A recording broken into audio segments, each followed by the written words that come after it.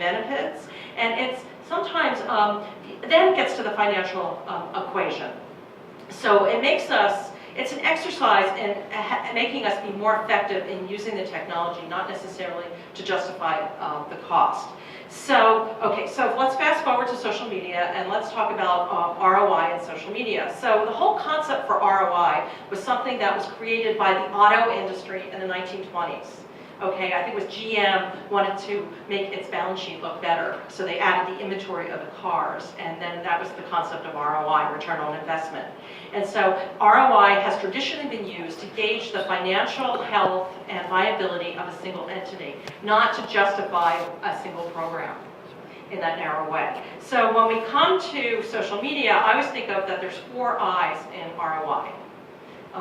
Some people say there's 5, and I'll tell you what the 5th one is later. But the first one, and if we think about it at these in terms of time and results over time, so in the beginning, the ROI that you're looking for is return on insight. So in the beginning, you're looking at measuring things to improve your results. And of course, we have cultures that don't value learning, so there's issues around that. We really want to get into show me the money.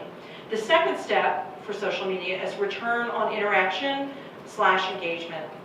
And that is because a best practice to get to good results is to engage people, have that conversation.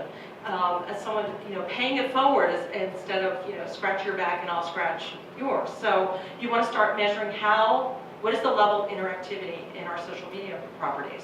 Are people commenting? Are people responding to us? And what am I doing to cause that interaction, and how can I cause more? And then you get into investment. And the bridge between engagement and measuring the dollars or the sign-ups or those tangible things that executive directors really like is something called conversion. And it's a geeky kind of term. It's measuring, was someone engaged and talked to me on Twitter? Did they click over and eventually come to my website? Did they sign up as a member? Did they make a donation? And, and can I track that?